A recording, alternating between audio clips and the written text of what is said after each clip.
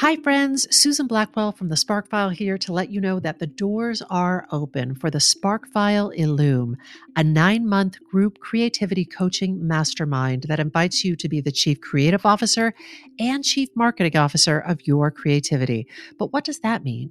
That means in 9 months in Illume, you will clarify and advance your big creative goals and learn how to effectively share your work with the world. Now, if you're listening to this and you're an experienced creative or an accomplished professional who seeks a space where it is safe to attempt something you've never tried before, or complete a big creative project, or take your work to the next level and acquire the skills needed to share your creative work with the world, Illume might be right for you.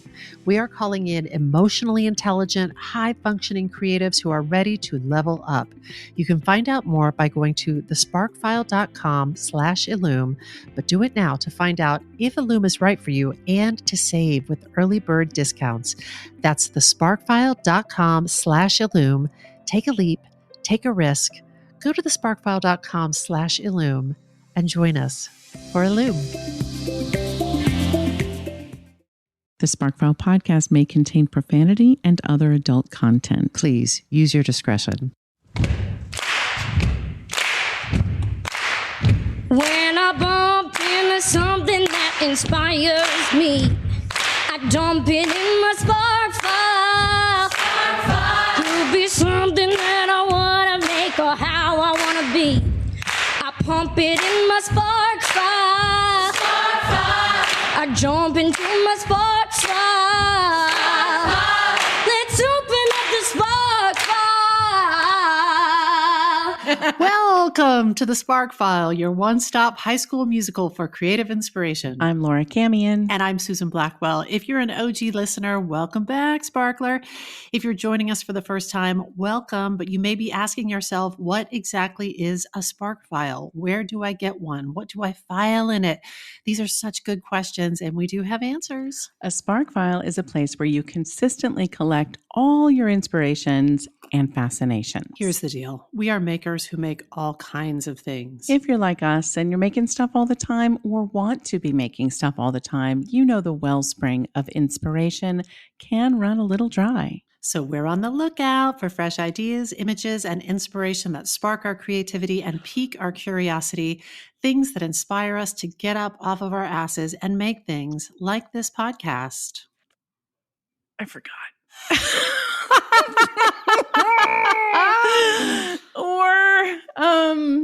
or a difference. Can I say that? Can I say that? Make a difference. Of course you can. How simple, how elegant. Thanks. Or an act of resilience that screams, take that, pandemic. Ooh, every episode, we're going to reach into the Spark File and exchange some sparks. And from time to time, we're going to talk to some folks who spark us too. And if you're not careful, you might just find yourself becoming smarter, braver, and more in control. So without further ado, let's open up the Spark File. Hey. Hi, Cams. Hi, Blackwell. Camion. Blackwell. How's my little what? baby Cams? Good, but I'm not going to lie. I really miss, normally when we're recording, our day would begin with just an enormous hug and seeing you and getting to hug you. And you're a great hugger. And we'd start with just a how are you and how are you? And I miss that. I miss that. It's going to be a minute, Cams. I know. It is going to be a minute, but it makes sense to me that you would miss it because you're right. I'm a champion hugger. I'm not bad myself. Very well-documented boundary issues. You're a great hugger. I know it's weird, combo. Isn't it? It's a weird thing. It's going to be, but it is going to be a while. And that is weird too. It is. Yeah. Camion, as we record this, the trees are all blooming and flowering. And the trees are papawi right now. Oh, papawi. Oh, I love it. I just realized it. I've been working so hard and I honestly hadn't registered it. Didn't get to see it. It's beautiful. I'm seeing it now. Oh, I'm so glad. I hope today you get to just step outside and let yourself have a nose full of the smells. Get a real snoot full of it. Get a real nose full of whatever. I don't know what flowers they are or what kind of blooms you got going on there, but I know our yard smells totally different now, and I love it. There's a yard down the street from us, a fur piece, and somebody had the wherewithal many, many, many, many years ago to plant all sorts of trees that flower in different shades of pink. Oh, So there's dark genius. pink and there's pale pink and there's cherry blossoms and Fuchsia? it is, and fuchsia. It is I've never seen anything like it. And whoever did it is a genius. And it was one of those, like you were talking about with your tree spark. It was one of those things that was sort of like, here's a gift to people probably after I'm gone. To the future. A gift to the future. So incredible. I now can't stop thinking about it. I just, anytime I see old trees or, plants like that, I'm just like, I don't know who you were, but I am so grateful for the decisions you made. Yeah, I'm with you. Cams, I think we better get down to sparking because I'm going to be honest with you. To quote Laura Camion, I've got 15 pounds of spark in a 10-pound bag. Okay, and all right. I think I better get into it. We better dig in. You ready? I'm so ready. I can't wait to hear what you got. Strap in, folks. Okay. So I wanted to share a spark that came straight out of my own spark file and out of my life. As I've discussed before, I believe on this very podcast, this pandemic has created a lot of personal and professional and creative upheaval for so many people, for myself and so many others. For instance, I see it in the teachers that we work with and the teachers that we teach who are struggling to figure out how to teach within pandemic parameters, parameters that are changing as new information emerges. So it seems like distance learning and blended learning seem like a moving target. I see it in all kinds of performers and actors and musicians and those folks whose work is tied to gatherings of people. Yes. So that also includes things like restaurants and gyms and transportation and travel. It's been really, really hard for people. I can't remember. I think I said it on this podcast, but I honestly can't remember. But there was like a 24 to 48 hour period where I lost every piece of work that I had on the calendar. And one of the things that I lost was something very near and dear to my heart. So first, a little backstory. Back in 2009, I initiated a project with my title of show collaborators. So that's director Michael Buress, music director Larry Pressgrove, Hunter Bell, Jeff Bowen, and Broadway's Heidi Blickenstaff. So we'd been developing the storytelling style that blended multiple voices and music. And I felt like we had really started to find a very distinctive voice. I wanted to use that voice to create something with those people, make something that I loved. And my original vision was that we would essentially make a storytelling / singing / musical concert that we could perform and tour and stuff like that. So we workshopped versions of this piece at so many different places. And I'm going to name some of them because I think it matters. The Eugene O'Neill Theater Center, the Weston Playhouse, the McDowell Artists Colony, Oh My International Arts Center, Our Family Cruises, like the Rosie Cruise, we workshopped it there. Goodspeed Musicals, the Department of Theater at the University of Illinois at Urbana-Champaign, the Vineyard Theater, where we had performed title of show some years earlier. I just want to say that when it comes to making long form work like a musical or a novel or a large or intricate piece of art, it doesn't just take a village, it takes several villages. Oh my God. I want to thank all the people that run all of those villages. We really could not have made this thing without them. So this storytelling with music or music with storytelling or whatever it was, became an original musical called Now.Here.This. And we performed Now.Here.This off Broadway at the Vineyard Theater in 2012. Shout out to the Vineyard. Hey. But we did it. We worked hard. We learned stuff. We did the best that we could. And I would say that we succeeded on some counts and maybe less so on other counts. But there are pieces of writing in Now.Here.This that I am as proud of as anything I've ever written. And then the run concluded. It does feel good. It does feel good. I Yeah, it does. Yeah. But then the run concluded, and the Now.Here.This property went to our licensing house, which is Concord Music, so that they could license it out and other theaters could do it. So you sort of like live a life with a long form project like that, and then it's done, and you sort of say, now other people do it. Yeah. But for years, if I'm honest, it felt unfinished to me. And I would go long stretches and not think about it. And then every once in a while, I would wake up and I would be filled. There were mornings where I would wake up filled with ideas about how to make it better and wanting to go back and fix things and change things and improve things.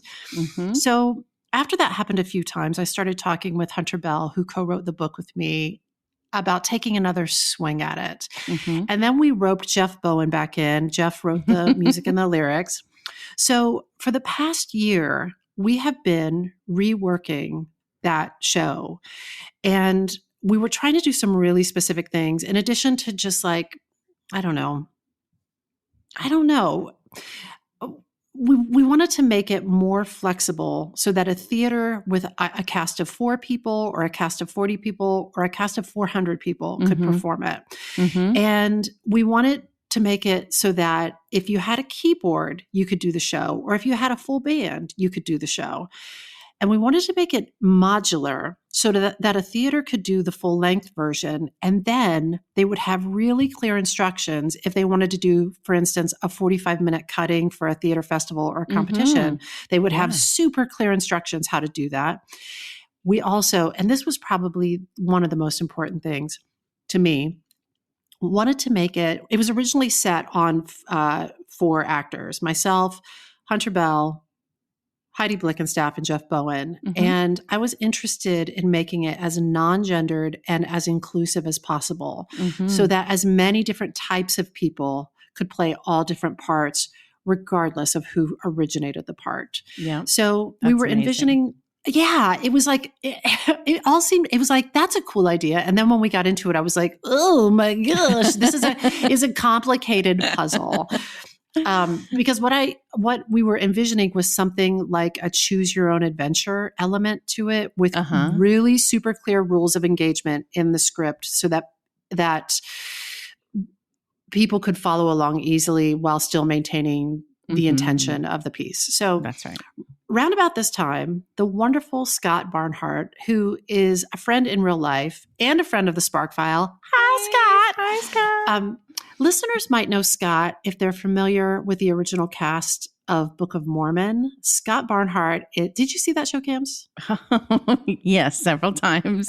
Did you love that show? I did. Oh my God. I did too. I love that so show. Scott Barnhart is, my sister was a dancer, then she got cancer. That's Scott Barnhart. That sweet peanut. Bringing back Barnhart. Memories. So good. I know. So He's good. wonderful. So Scott approached us about doing Now.Here.This at this amazing arts high school where he teaches and directs theater. It's called the Orange County School of the Arts, also known as OCSA.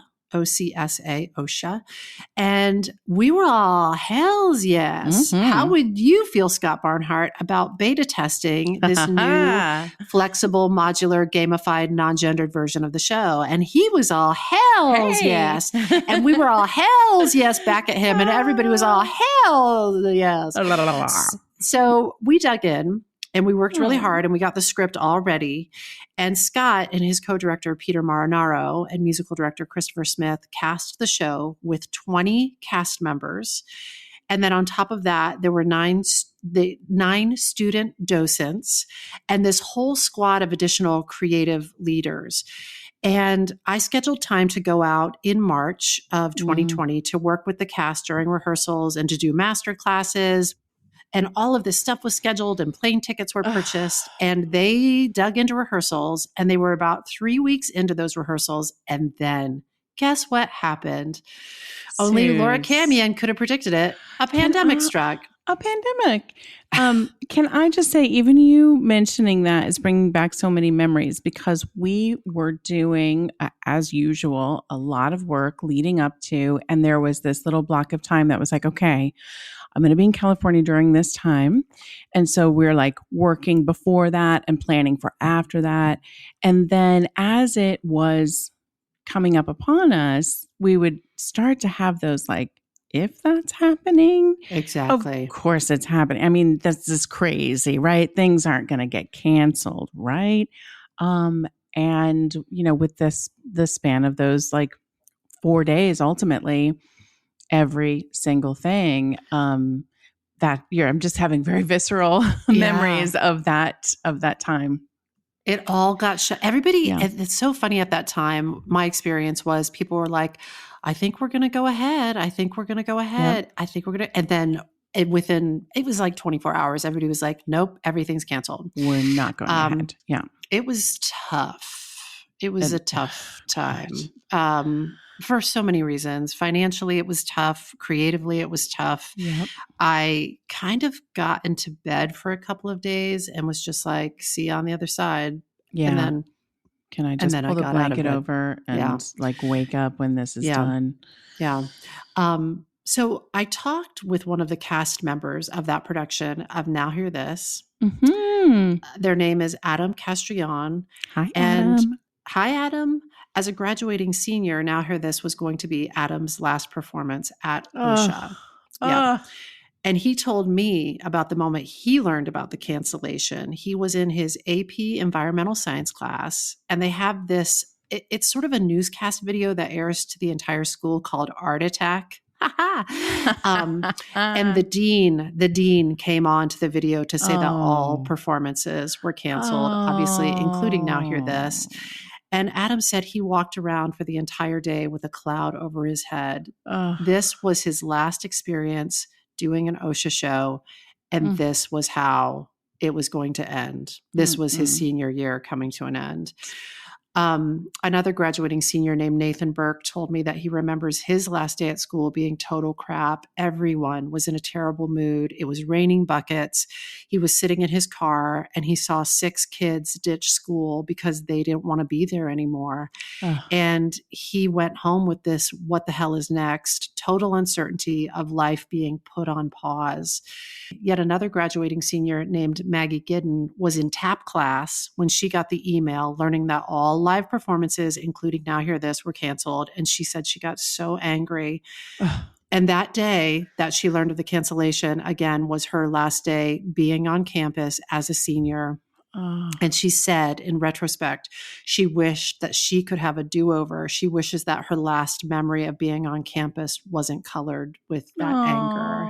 Yeah. But as we all know, as long as you can still draw breath, you get a let me try that again on all of that. So that's right. Speaking of, during all of this, I was online teaching this workshop a lot. This Let Me Try That Again workshop that I've talked about it before, but I developed this workshop with a fantastic teaching artist named Thomas Schulteis. Thomas! And the Let Me Try That Again concept and workshop operates under the belief that as long as you're alive, as long as you can draw breath, you get to take another try at something, or you get to finish some unfinished business, or you can extend the story and rewrite the ending. It occurred to me just now while I was putting this spark together, in the hero's journey, the story would not end when the hero got knocked down. The story doesn't have to end with that shitty rainy day at school where you learn that this is how your senior year is coming to an end, the musical is canceled, and people are ditching because they're not having it. You would want to see how that character got back up and overcame. We always think it's so well summed up in the words of John Lennon: everything will be okay in the end. If it's not okay, it's not the end. So I love that quote so much. I do love too. it so much. I do too. So I was teaching Let Me Try That Again a lot because I was trying to be of service to people as they were processing a lot of flaming curveballs and rapid change as a result of the pandemic. So it was clearly on my mind. And in a discussion with director Scott Barnhart, I asked him to consider this. Instead of shutting down the show, like most other theater productions across the country, and that being the end of the story, what if we continued rehearsing the material virtually? Scott and his co-director, Peter Marinaro, and the students were open to this. So for 3 days, I worked with the students via Zoom conference. And I taught them the let me try that again process so that they would know where I was coming from and sort of the concept of processing the loss, but then getting back up on our feet, extending the story, rewriting the ending. That work with the students culminated with a Zoom read through of the script with the entire cast. And the songs were a cappella because it's really impossible to sing together in Zoom because the voices cancel each other out. Yep. But even though Zoom was being Zoom, I could see that this cast was amazingly talented and extremely well cast. Everyone was really great, and their featured moments were especially spectacular. Even with all the limitations of Zoom, you could really tell. So after listening to them read and sing through the script, I said something, which, Camian, I couldn't stop my mouth from saying it. And because the whole thing was being recorded, I've gotten to go back and see it. I asked the students to think about how they might envision these numbers if they were like little music videos. And that I didn't care how people got to see these students, that I wanted people to see their work, that I believed in them so much. But Camian, as I'm saying it, you can tell I'm sort of putting it together in real time, and I'm speaking in a way that's halting. And it's because as I was saying it, in my mind, I was like, oh, there was this voice in my head. And I was like, ooh, Susan, you could really get in trouble for this, because I hadn't checked with the administration or the parents. I hadn't asked for permission. And most importantly, I didn't want to create another situation that could be canceled or taken away from the students, like their spring musical, like graduation, like prom, like senior night, and on and on and on. Yeah. Don't like get their hopes up only to be dashed again. Yeah. Yes. So I was just like, can we very gently begin to start thinking about what this would be like if it was a music video? But way after the fact, I did ask some of those students who were on that call how they felt when I said that. And Adam Castrillon said at first he was very skeptical that it could be done, any of it could be done virtually. He said his parents are divorced, so he goes back and forth between two homes. And he was like, how are these logistics going to work? How would I get stuff done on time? Graduating senior Maggie Giddens said, when I floated the idea, that it just seemed like an impossible task. And she sort of was like, what happens when more than one person is in a number together and they have to sing? How does that work? And what happens when Maggie is standing against a tan wall in her home and someone else is standing in front of a neon orange wall in their home? She was just like, it seems impossible. But I just had a sense, given the talent and the creativity evident in this OSHA group, that this could be a really excellent opportunity for all of us to continue to be engaged and creative during these very weird times. And frankly, for the students to bring their awesome, weird, tech-savvy selves into the mix. And I also thought it could provide potentially chances for other departments to get in on helping make these pieces. And selfishly, it would give me and my fellow authors a chance to be creatively engaged and to continue with this experiment with this flexible Now.Here.This, and to get the show out there. So to that end, in the midst of all of this, Hunter Bell and I, my co-author Hunter Bell and I, checked in with our licensing house, Concord, to see if it's even legally possible to conduct this virtual experiment. And Camian, they were in full support. And they felt like in these times when almost every other theater is canceling productions, number one, they welcomed some good news, but they also welcomed the possibility of the show going on. And it was a situation where all the authors were alive and we could just go, you in, you in, you in? Yep. And say, let's do this. So Scott and Peter, the co-directors, did something very smart at this moment. They decided to just start with one number and to see what was possible. I like that. So, test the waters before test the waters beyond, and test people's test people's interests, test all of it. So these directors and their creative team and the students, they kept working and they rehearsed via Zoom conference. And then they sent us one of the first numbers. One of the first numbers they completed is a very complicated number. It's complicated live, and it certainly was complicated on video. It's called Dazzle Camouflage, and a senior named Nathan Burke, was starring in this number. Nathan was the one that was in the foul mood on that last rainy day of school, but with his performance and the other performances of the other actors, and with the editing of the video, it became clear that this might very well be something that they could pull off. We've got something here. We've got something here, even though they're separated by quarantine. And then one number became two numbers, and then two numbers became four numbers, and they kept going, and the show kept growing.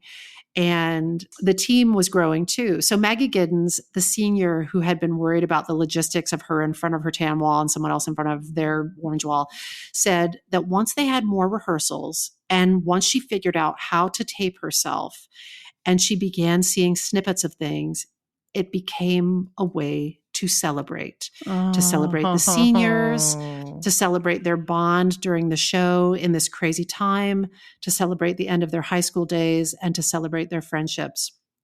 So Adam Castrillon, who was worried about the logistics of doing all this with divorced parents and how that footage would get uploaded, said that his co-directors helped him navigate all that Scott and Peter, the co-directors, were super patient, and they helped him figure it out so that everything could get done.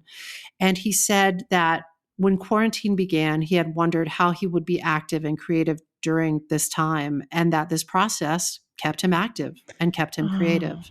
Yeah. There's a student named Matthew Contour who performs the lead on a song called Kick Me. And Matthew said it was super fun because he basically became the costume designer, the prop master. He set out board games in the background of his shot because they're referenced in his song.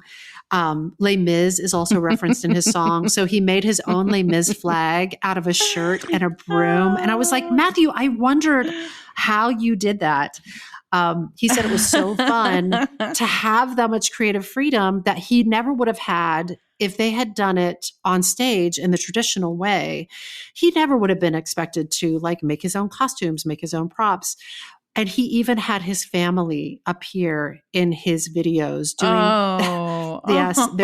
they're doing some of the staging from the film Les Mis. They're acting as the chain gang. This is amazing. Yes. And he said his family loved doing it, though he did mention that the day that they filmed, he had to get his parents up earlier than usual to film their parts. It's a shoot day, Mom and Dad. That's right. The high school student had to wake up his parents earlier to shoot. Come on. Oh my God. That's so awesome. To be clear, the show was being recorded and shot on cell phones and home computers and other personal devices. And it was rehearsed, costumed, location scouted, set dressed, lit, recorded, and shot entirely by these high school students and their families, their moms, their dads, their siblings in quarantine. Oh my gosh. Yeah. Incredible. Scott Barnhart, the director, said the students know technology so well, they were able to do this, and they were able to teach the directors things. So the students had a huge creative hand in it. And Scott and Peter, these directors, said that they and their team and their cast and their crew just continued following the breadcrumb trail.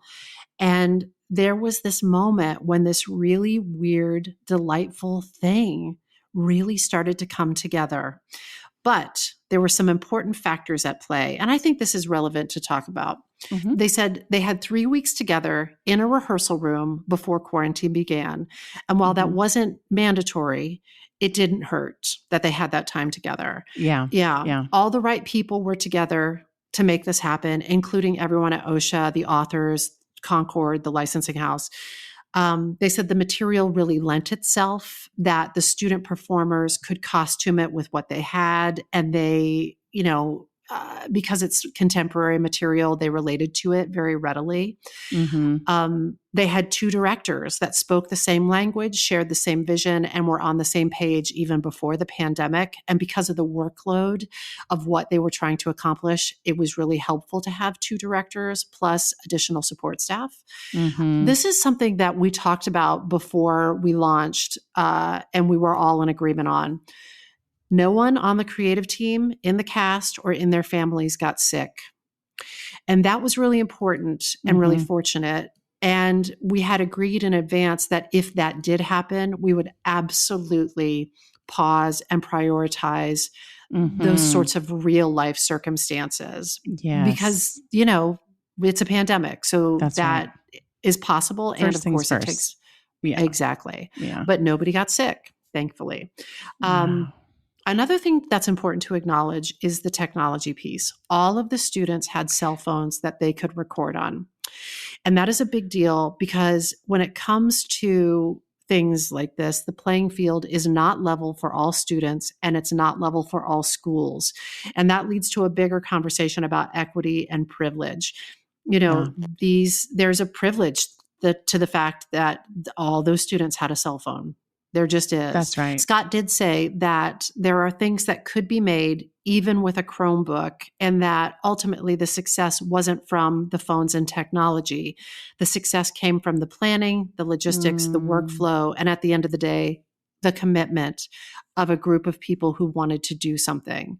And I do believe that's true. And I just want to acknowledge the fact that each student had a cell phone that had a camera, and it was a big deal. That's right. Yeah. And you've got internet and Dropbox in order to send the video. There's a lot of pieces in play for sure. Yeah, exactly. There was total community buy-in from the students, the parents, the families, the creative leadership, the school administration. Scott said they showed up. We showed up. OSHA showed up. Oh, they sure did. Oh, that's incredible. Can you pause on that for just 1 second? Yeah.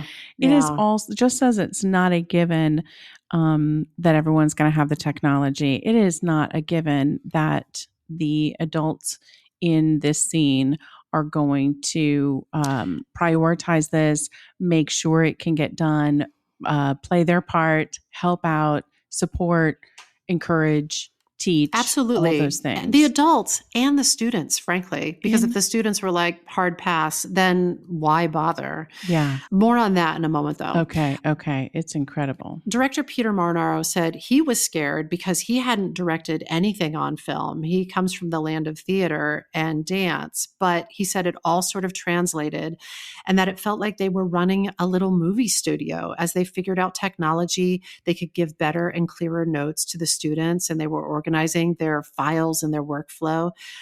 So he had been really scared about that at the outset, but then it all, they were working at the top of their abilities and it all came together. And all of it was in the spirit of progress, not perfection. Oh, yes. Amen. And to that end, when anyone or anything got too focused on perfectionism, Director Scott Barnhart would say, hold on, are the kids having fun? Oh, yep. Yes. Yeah.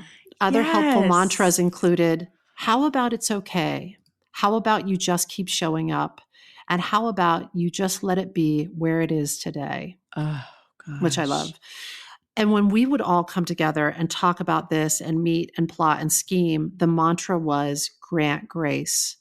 Grant grace, grant grace, grant grace to yourselves, grant grace to the students, grant grace to everyone involved. And like I said, I feel like we were all working at our highest levels during this time. We were doing the best that we could. So just technically, Scott and Peter shared some things to make workflow easier. If you decide that you're going to put together some sort of a virtual musical, they learned that they had to have their music director, Christopher Smith, first record an instrumental track. So step 1 was record an instrumental track.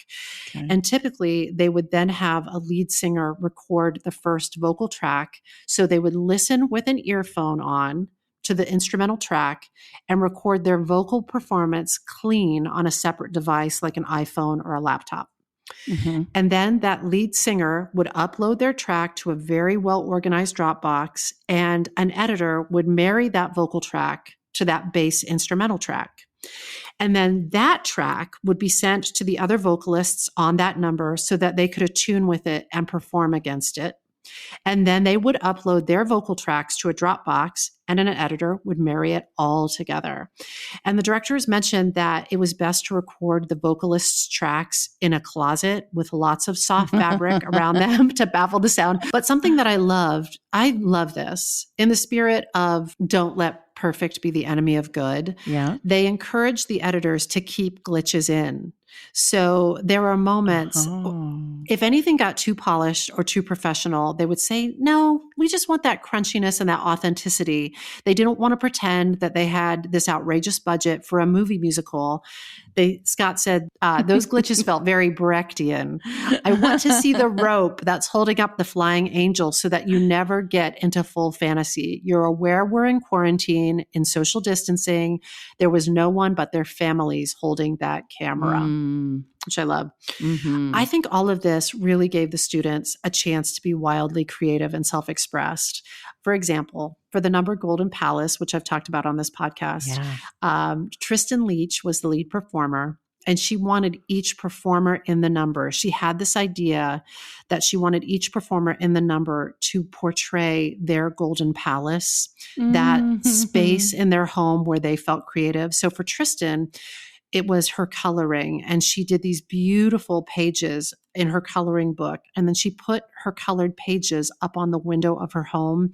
So when the sun shines through them, it makes it look like a stained glass window. Oh, beautiful. And that's how she represented her Golden Palace in her footage. And then she requested that the other performers in the piece also represented their Golden Palace in their footage. And while no one would ever know,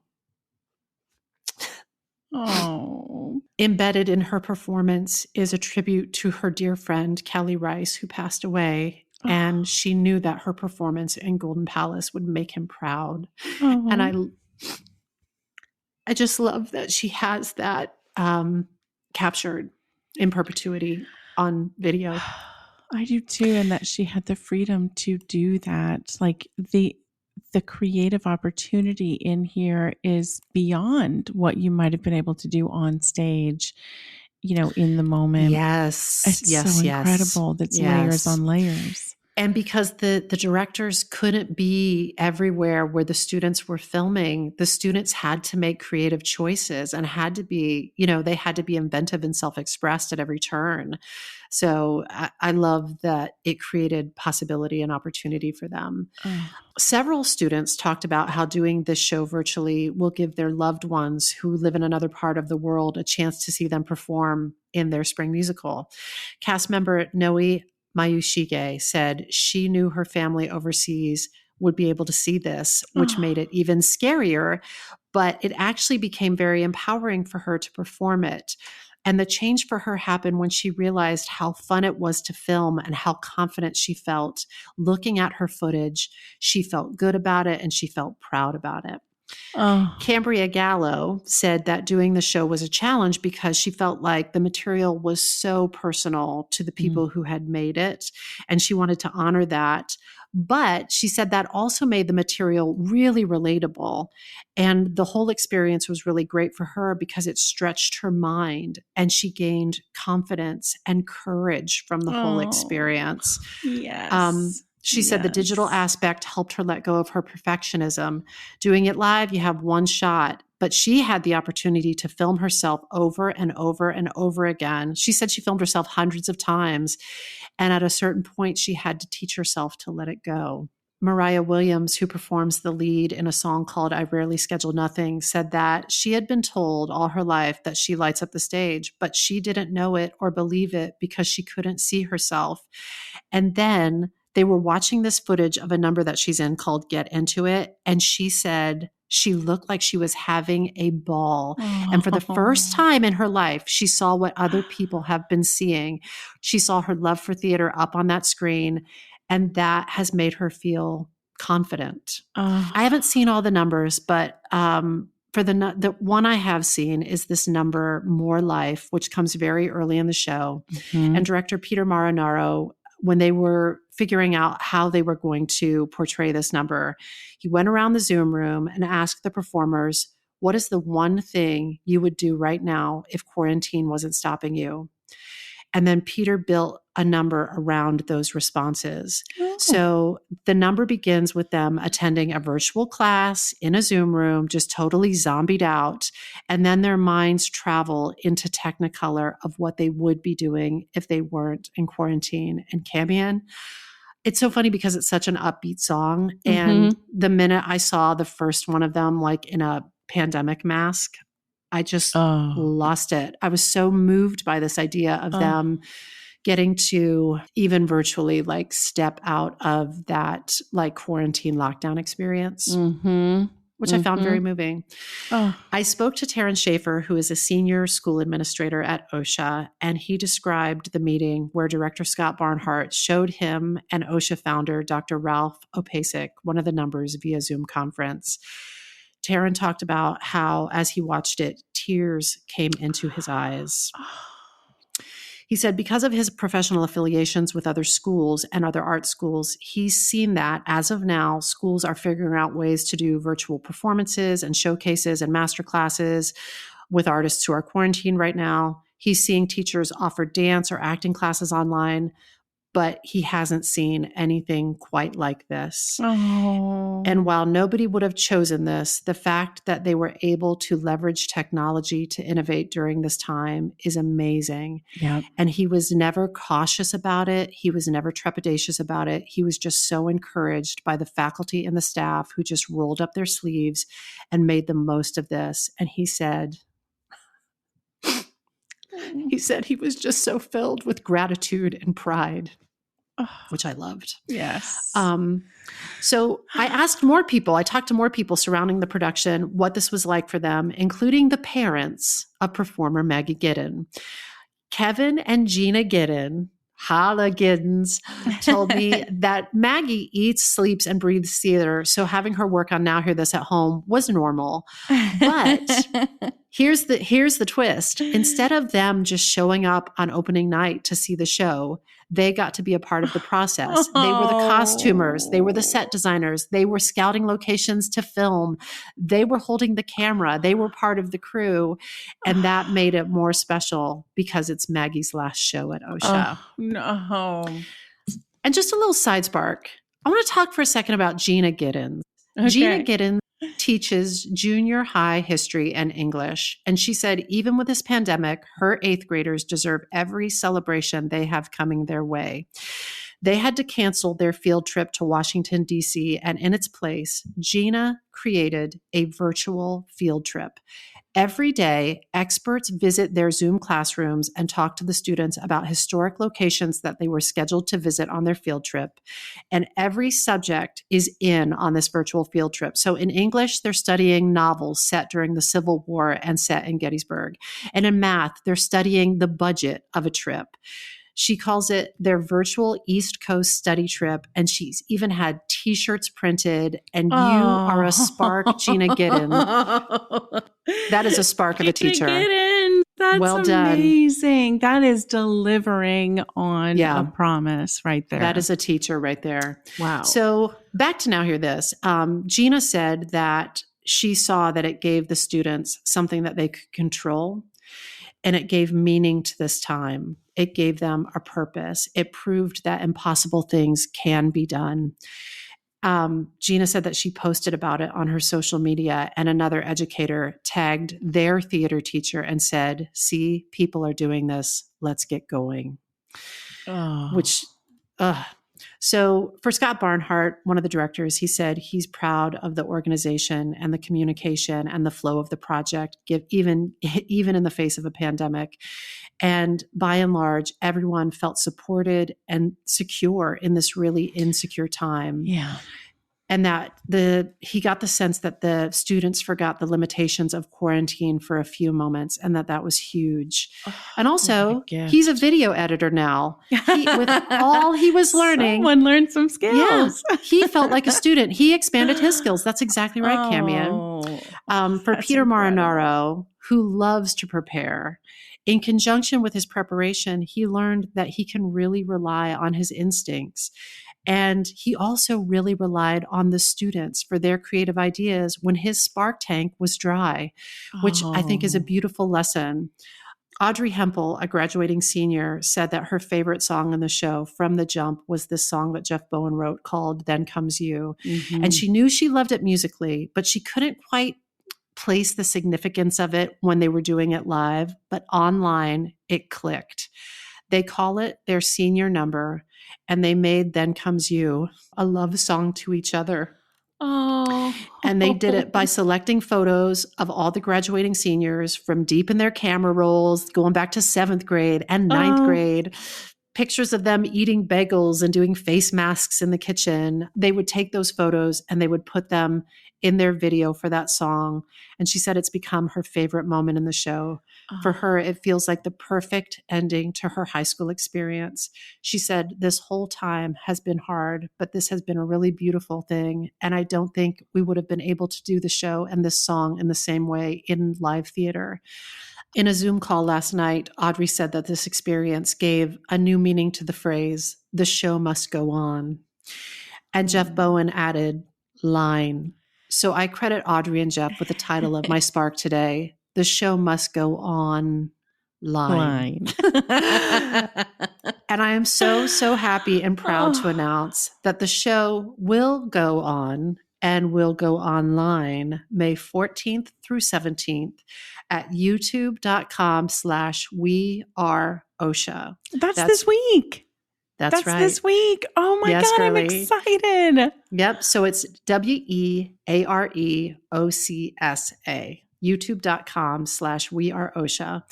In lieu of tickets, we're suggesting that people donate to the OSHA Foundation, which is dedicated to the financial support of the school's tuition-free arts programs, and or the Educational Theater Foundation, providing financial support to enhance theater education and to expand access to K-12 school theater programs for every child, and or to Gen Z Stay Home, the PSA created by Heidi Blickenstaff and Nicholas Rolfing's Broadway Because, featuring Gen Zers empowering their own to stay home during the pandemic in order to save lives. And fun fact, that PSA includes appearances by OSHA's Maggie Giddin, Madeline Abiera, and Logan Gould. Oh, fantastic. Yeah. My And if God. you or your theater are interested in creating your own virtual production of Now.Here.This, you will soon be able to do so by contacting Concord Theatricals. So go on, everybody, and take it and make it. Make it. And that is my very emotional spark for the day.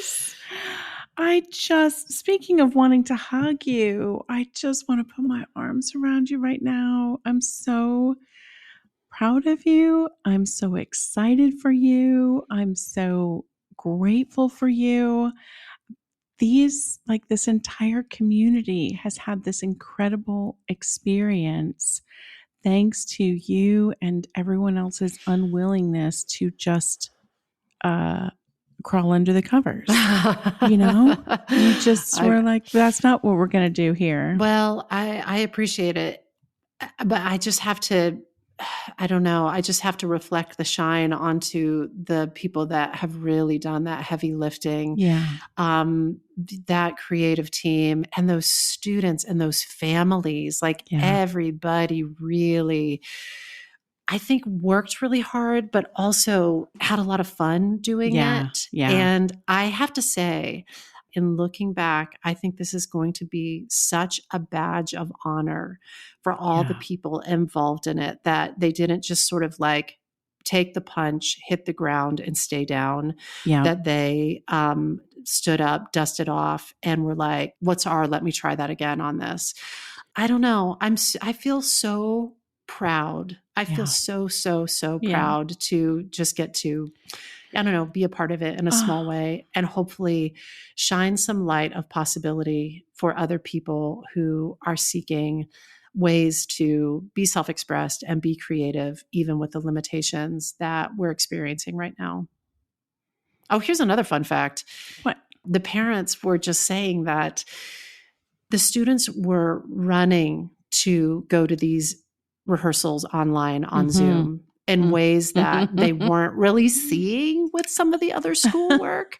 At a certain point, the state of California, which is where all of this is happening, the state of California said, from this point forward, you can't lower anybody's grade. Like grades can go up, but they can't go down. Yeah. But what that did for seniors especially is they were like, peace. And they were like, it doesn't matter. My efforts don't matter. And so they just stopped showing up. But that wasn't the case with this. I think the students felt like they were making something that was real and that it mattered to show up. And so they did. It's purpose. It's being onto something. It is. Like you gave them it's being something onto to be something, onto. Cams. You know, when despair overtakes you and the desire to stay in bed, I think is often driven by like, there's not a reason to get up. And when you're on to something, you got to get up. You got to get your parents out of bed, frankly. Get those parents out of bed. Matthew Contour, you got to wake up your parents. The other thing I want to say is if somebody is sort of like you're sparked by this, you don't have to do an entire musical. Start small. Start with one number. Stage one number. Pick something that you love. Pick something that gives you a strong visceral feeling in your body that you just love it and it fills your lungs and it makes your heart expand with joy. And try that. Try that just as a way to start. I love this so much. And I cannot wait for Thursday, Friday, Saturday this week. That's what it is, pop right? some corn. I'll meet you on our virtual couch and we'll watch together. And should we take a little breaky? Sure. Okay. Let's clean up our chairs. I'm going to blow my nose. I'll be back in a second. Okay. Cami, there's just one more story that I just want to share with you. Okay. Stop me if you've heard this one. I don't think I've talked about it on the podcast, but it all blends into one giant life/podcast. There's a student, a freshman named Haven, and we had done the Let Me Try That Again workshop with Haven. And this, as a freshman, this was his first OSHA show, and he hadn't always seen himself as a performer. He was more into technical theater and especially extremely gifted with costuming. But getting into the show was really special for him. And he had spent, oh my gosh, 60 or 70 hours making a really special dress. It was the red Harmonia Gardens dress from Hello Dolly. Oh. And he did it. He built this costume. He built it. His sister was sort of his model for it. And he had been working on it for months, just like beating it and doing head to toe, like headdress, wig, dress, shoes with an eye towards taking it to thespian competition. Oh. And he was super excited about the festival. And then that got canceled. And then there was a potential that he might be able to include it in a different festival. And then the pandemic canceled that. So he had put all this time into it, and he was really gutted by the loss of being able to share his hard work. But we worked through it in the Let Me Try That Again workshop, and we kind of cultivated this spark. We got him onto this idea of sharing it online. So he photographed it. He put it on Instagram, and he tagged a lot of the dollies from Broadway and the tour. So, and they responded to it. Betty Buckley and Donna Murphy and Carolee Carmelo commented on his post. Oh my gosh. And he said he got so much more out of it than if it had, than the original plan for it. And that he had made the dress to fit his sister, and he photographed her in it. And now he feels complete. Oh, that is incredible. Yeah. So it doesn't just end. You take the punch, you hit the dust. Great stories don't end there. That's right. They don't end there. You don't You end stand there. up, you dust off. It's the hero's journey, baby. It is. Haven is my hero of the day. Oh. Cams, do you have a spark for me? I do. And as I'm listening to yours, I love your spark so much. And I feel like I've been on that journey with you. So it feels really good to get even more deets. Because of course I've heard about these characters along the way, and I'm very aware of how much work that has gone into it. And I'm so incredibly impressed and amazed. And I just cannot wait to see the work of these students and all of these families. Me too. So I'm super excited. And my spark is actually kind of related, I think. I mean, you know how listeners, you all know, we pick random sparks out of our spark files. And sometimes there's like a beautiful connection, and sometimes they're like, these two things couldn't be more random. Sometimes there's a spark synergy, a complement. Yeah. So I think this is complementary, or at least I hope so, unintentionally. But I think it's it had me thinking while you were telling your sharing your spark. So I'll jump in. I think you probably know that I went to college at Kansas State University. Yay! And yay, go K-State. I was in the speech, and I know you had to giggle. The speech communication and theater department, as it was known at that time. What was your mascot? The Wildcat. The K-State Wildcats. Oh, sure. Yeah, fantastic. Just a singular Wildcat, or just the one Wildcat. I mean, we were all Wildcats, but one at a time. Okay. Not to Sorry to overwhelm. interrupt. You were saying K-State Wildcats. So I was in the speech communication and theater department, as it was known at the time. And very early in my years there, the theater department was holding auditions for Hamlet. And it was, if you can picture this, it was all the usual suspects in the room, the vets and the newbies, everyone, eyeing each other, everyone wondering if the director already knows who she's going to cast anyway. So does anyone have a chance, to really break through here? And had all of those, excitement and jitters and tensions in that exist in those rooms. And I remember this so distinctly. In walks a man we had never seen before. Oh. And I say man very intentionally here. He was tall and muscular and had the proverbial presence we so often speak of. Where did he come from, dark stranger? Where did he come from? Now, admittedly, my view of what a man, quote unquote, was at the time was limited and has broadened so much since then. I just want to admit that. But forgive me, at that time, this person personified everything we had been taught a man was in that way. Back in the day, as they say. So he stepped onto the stage. He did not need the script, thank you very much. He knows the speech. He opened his mouth, and his voice came from the depths of him. Like you could almost see it originating in his diaphragm and coming forth through his lips.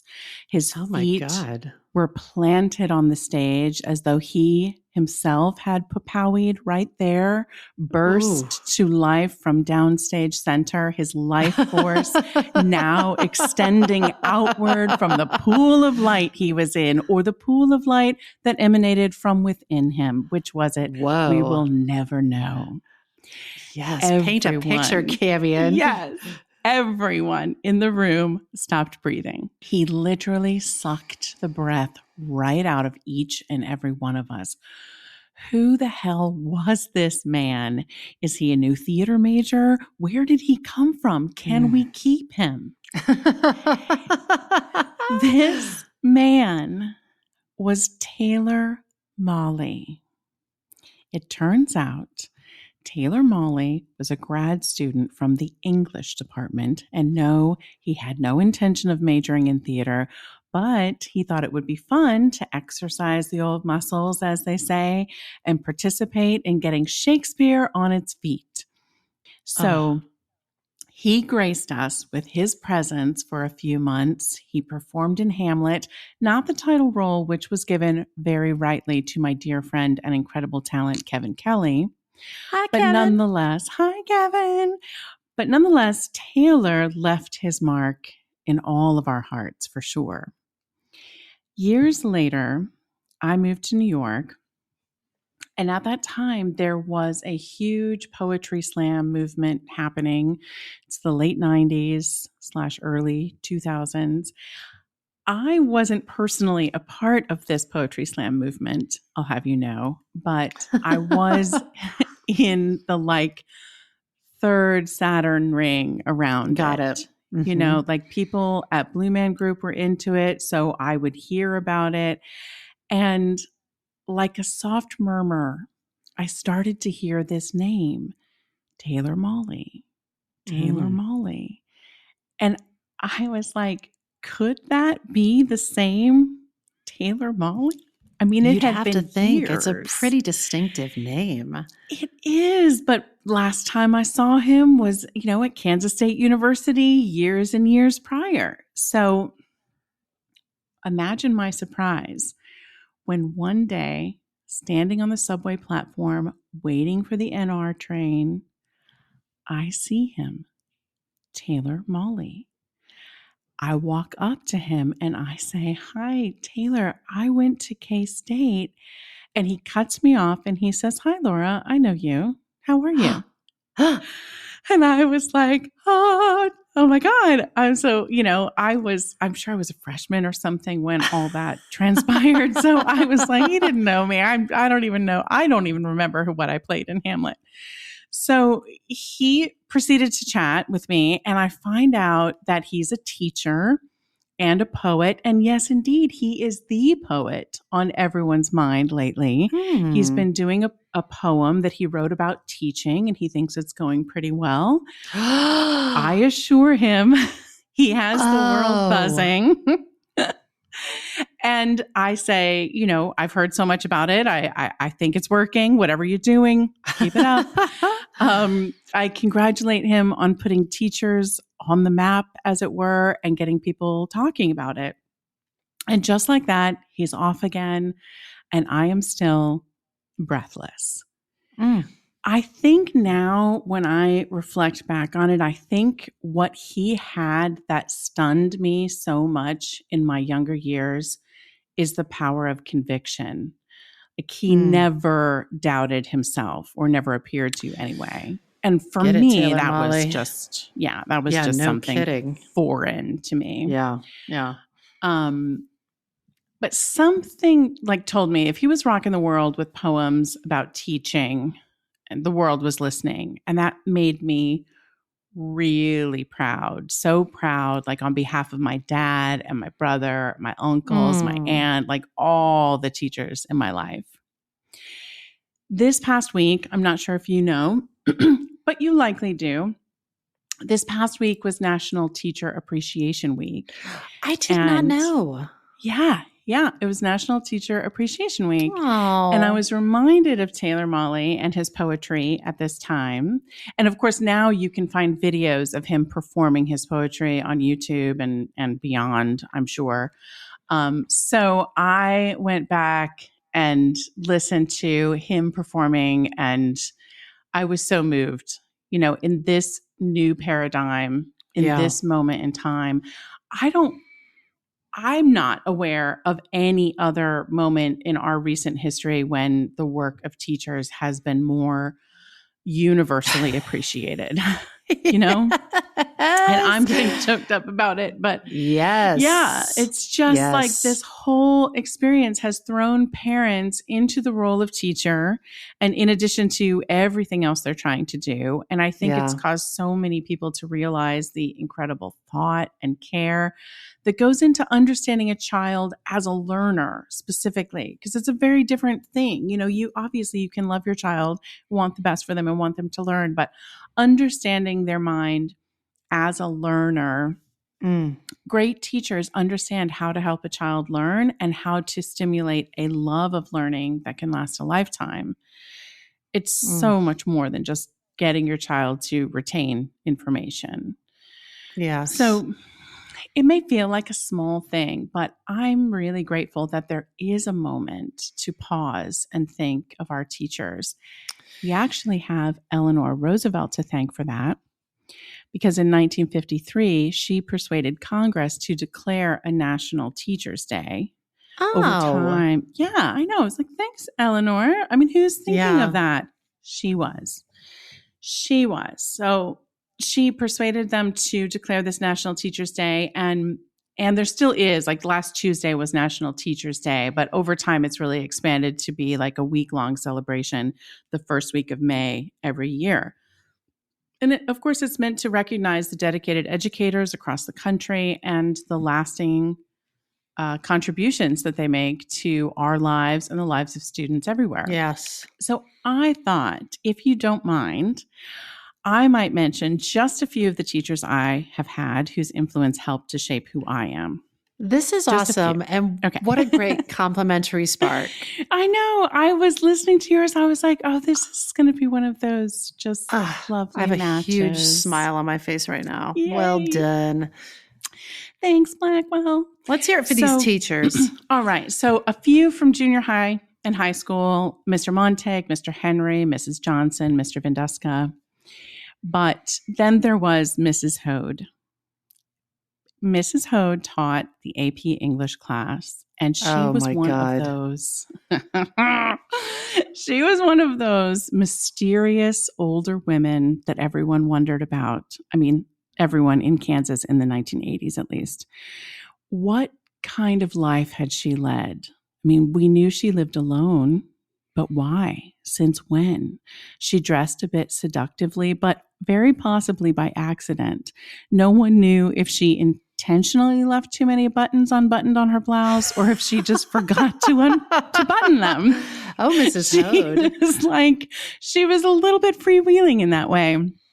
She had a scratchy old voice as though she had smoked 1,000 cigarettes, but no one knew if she did. I don't know if she smoked. She was flighty and funny and deeply intelligent and knowledgeable. She was our Robin Williams in Dead Poets Society. Oh, Captain, God. my Captain. Yes. She could enjoy the humor and the clever banter of her students, and she could shut it down in an instant with a cutting remark that would let us know she was not in the mood today. Wow. I loved her so dearly. I freaking loved her. She taught me all about writing and all about reading, but mostly she taught me how we hold multitudes. And as a woman, we are allowed to express them all. I love her for that. I love her.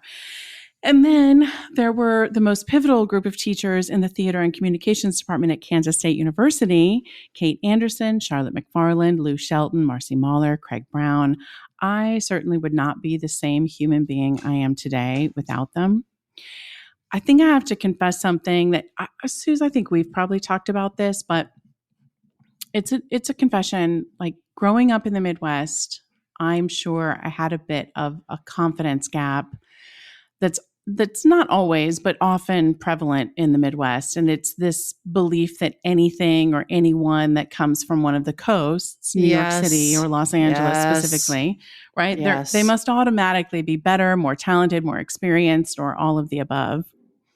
It was really common at that time, especially in the arts. I kind of hope it's changed. If it has, I hope someone will write to us and say, I don't feel that way. Good. But, know, but it was definitely part of my foundational belief system at the time. But after I left college, and I've told a few of my professors this, but I haven't gotten a chance to tell all of my teachers. Every single place I went, I lived in Los Angeles for a couple of years after college. I took classes and did some theater there. And then I moved to New York City and went to the School for Film and Television and performed a little bit. But everywhere I went, people asked, where did you study? And at first I was like, Kansas State University? I mean, like, question mark at the end? Why? Like, I wasn't sure what they were getting at. Like, why are you asking? Super not secure. And then over time, they'd say, where did you study? And I'd say Kansas State University. Because by then, like, I knew they were complimenting my training and most of all, my teachers. And although it took me a few years for me to appreciate and realize, like, I had every bit as great training as anyone else in the city or anyone else that I met, I just was like, holy crap, our teachers were so thoughtful in teaching us from so many perspectives. Every one of them was entirely different, but they understood the value of us having the experience of working with different directors, different styles, different approaches. And I feel such a debt of gratitude to all of them. And I know that many of my fellow classmates do too. And so many of us have had the ability and the privilege to make a life in the arts thanks to what and how they taught us. Those classmates include Eric Stonestreet from Modern Family. He's a friend and classmate. Travis Clower. He's a singer-songwriter and a headliner on the freaking Las Vegas Strip. Lisa Nani's a screenwriter. She's selling screenplays. Tim Allmiller's casting and training Blue Men for Blue Man Group. LaFern Watkins. Yes, she hosts her own radio show on ESPN in LA. Jeez. And so many more. And that's just a few from my class. Like that's my little circle. I know there's so many more. And many of them, Deirdre, I'm looking at you, went on to become teachers themselves. And I think what freaking lucky students they have. Oh my God. When you said that, I just got chills through my whole body. Honestly, like I feel so proud of that. And I know I could go on and on, but all of us have teachers in our own lives who've made an impact. And I just, to be cheesy for a second, I just want to encourage all of us to just take a moment to picture those people in our minds and just remember them and, the contributions that they've made to each of us. Because I know my teachers are, they're personal to me, but we've all got them. Yeah. So during this crisis, teachers have put their own health in danger. They have converted their curriculum in a moment's notice to serve an online classroom, which is no easy feat. They have worked to keep students engaged. Some students who don't have the tools that they need at home or don't have the internet or don't have a safe home environment. Teachers have needed to care for their own children and their education, not to mention their health and well-being. Yep. It's likely they've had to care for other family members and grieve the loss of things that they had planned to do the remainder of the semester. Suze, just like you were saying, these teachers across the country and across the world are grieving the loss of recitals and musicals and plays and track meets and baseball and softball games and proms and graduations. I mean, for many of them, it's also the culmination of their passionate work with students. And for many, they've been looking forward to seeing the growth and progress and learning of their students, these students they've cared for and watched grow up before their very eyes. Like, it's painful for them too, and they're feeling all kinds of loss. And yet, they soldier on. And in the case of OSHA, they find alternative ways to make it happen. Yes. I'm thinking of like the various times that we've talked to makers and teachers have come up, like the fact that Bobby Lopez and Lin-Manuel have had the same music teacher. Yes. That was crazy. Kate Crawford is a teacher. Now I just can't stop thinking of Scott Barnhart and the teachers at OSHA who rose to this new challenge and clearly delivered, not just something for the rest of us to enjoy, but the actual process and the experience for those students is the gift.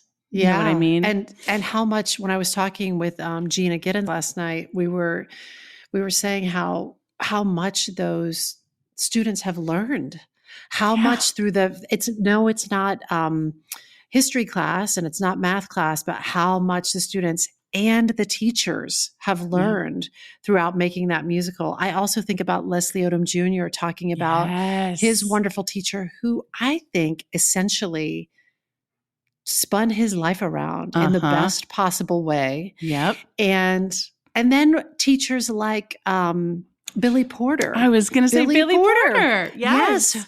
Who saw something greater in Leslie, that saw that he had like sort of a lid on it and was just like, let me help you take the lid off.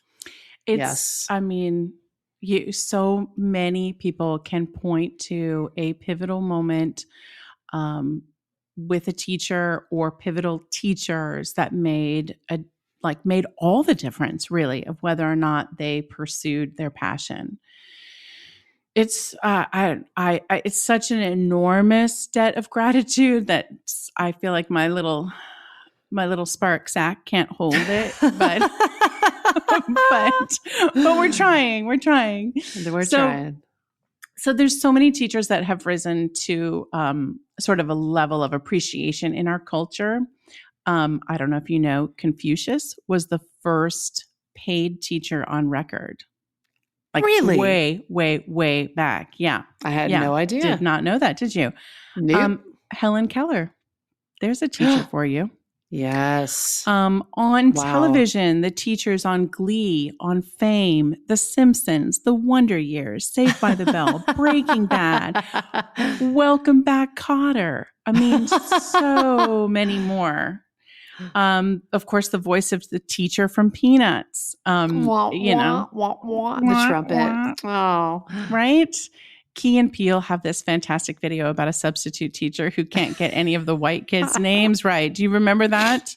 A. Ron, D. Nice, A. Ron. I love it. They're amazing. When you said Key and Peele, I immediately thought about their sketch where the teacher there's a student that's like getting all the laughs and the teacher is trying to like turn the tables and just like completely melts down. Key and Peele have done some good teacher work. Yeah. They really, really do. And I think because we've all had teachers or we've had the experience of being taught by someone, we have a collective understanding from which we can laugh or cry, we have that collective touch point, which there aren't a lot of, frankly. There's very few. Like you could even say, religiously, we may have a good portion of people might have experience with a priest or a minister, but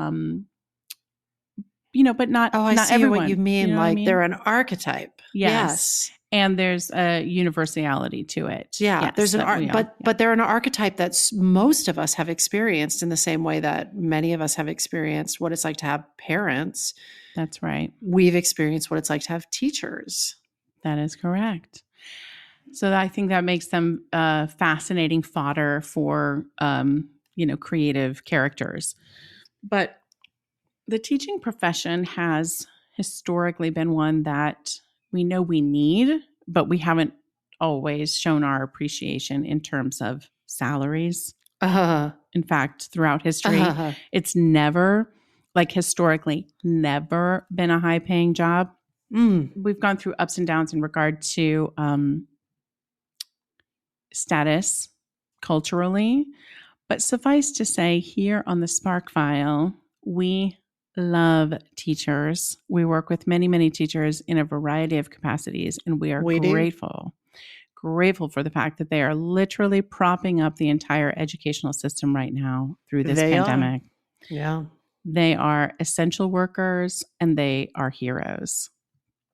I read that Barack Obama jumped on a video call this week to thank Chicago teachers during Teacher Appreciation Week. And I am sure I'm not the only person who cried just thinking about that.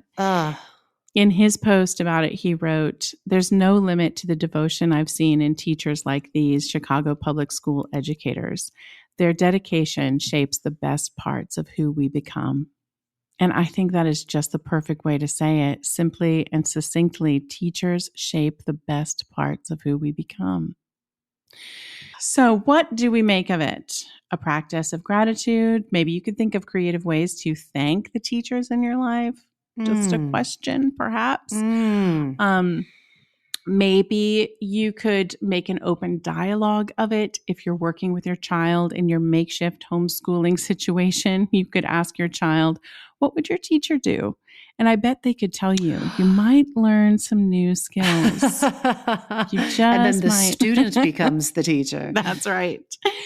And I think you can think of the teachers who sparked you, the good ones, the bad ones, and perhaps dig into the ways in which they lit you up. Like, were there topics you explored thanks to them? Could you pick those topics back up? Could you pick that instrument back up?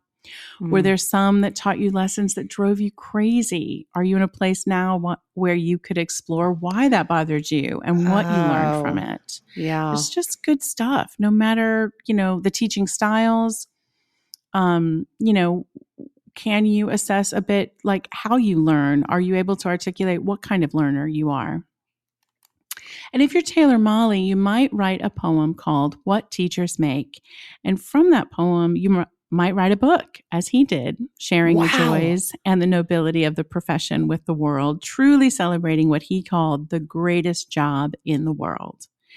I'm going to share some of his What Teachers Make poem with you. Oh, my God. This is edited, but I invite you and implore you to check out his video on YouTube.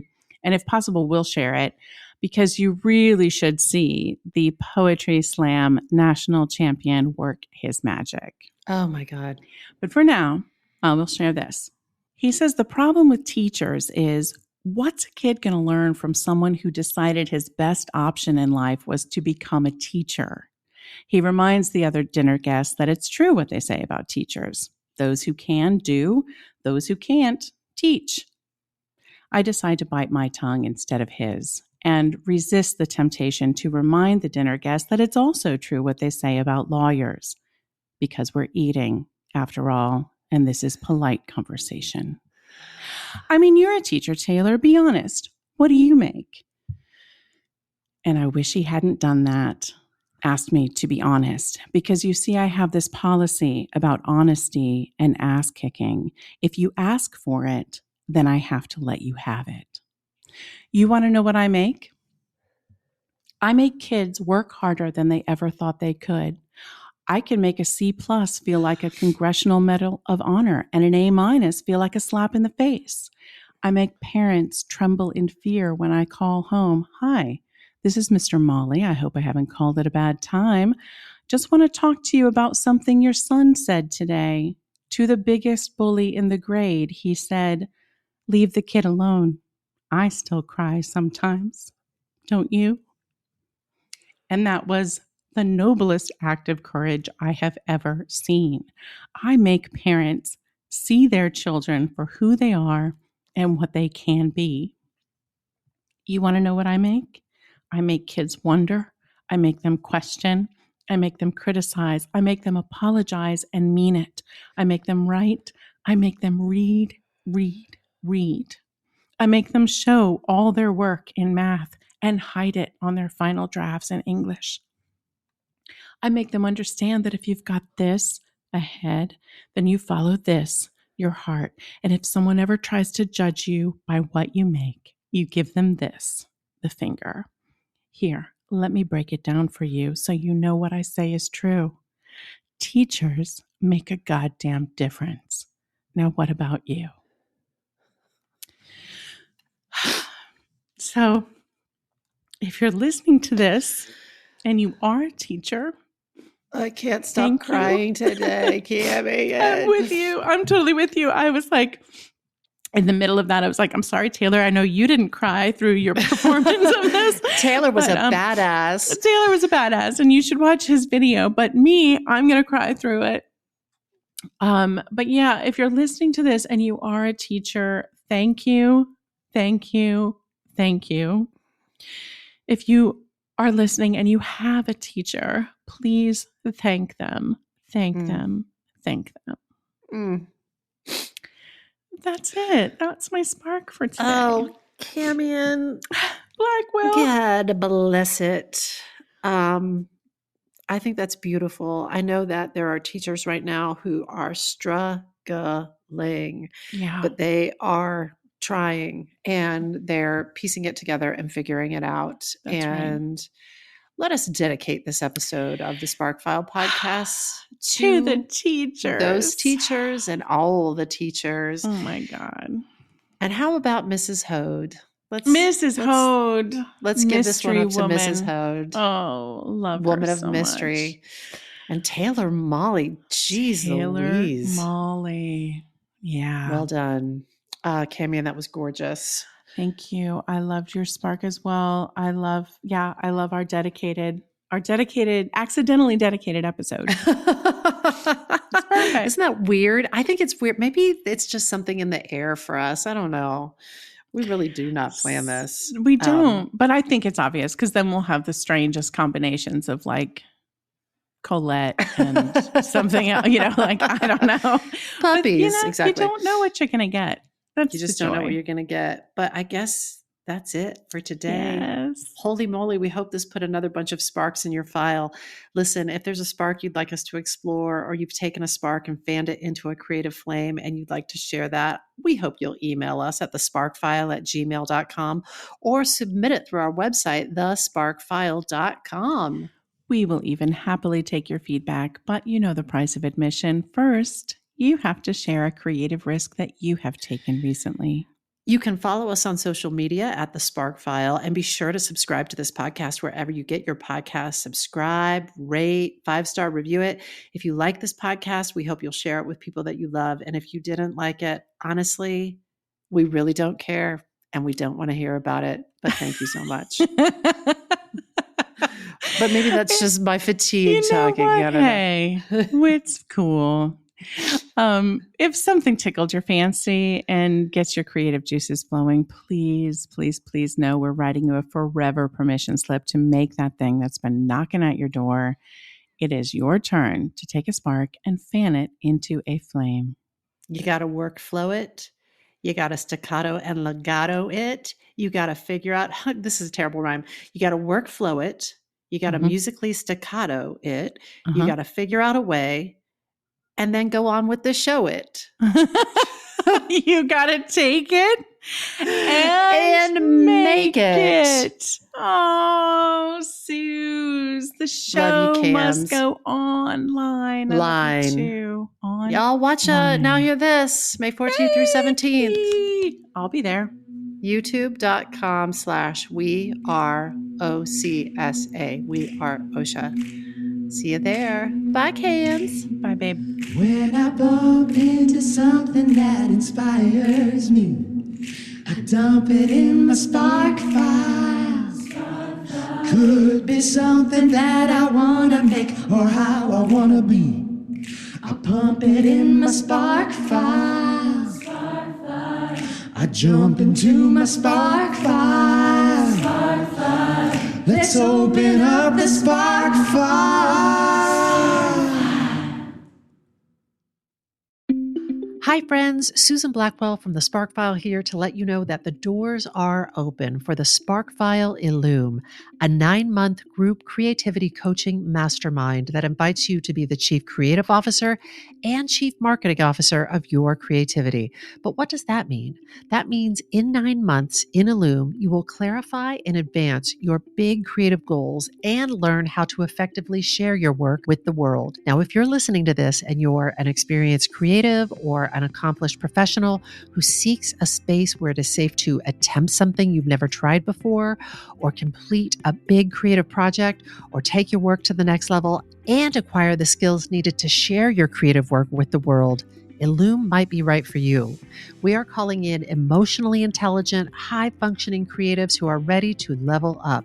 You can find out more by going to thesparkfile.com/Illume, but do it now to find out if Illume is right for you and to save with early bird discounts. That's thesparkfile.com/Illume. Take a leap, take a risk. Go to thesparkfile.com/Illume and join us for Illume.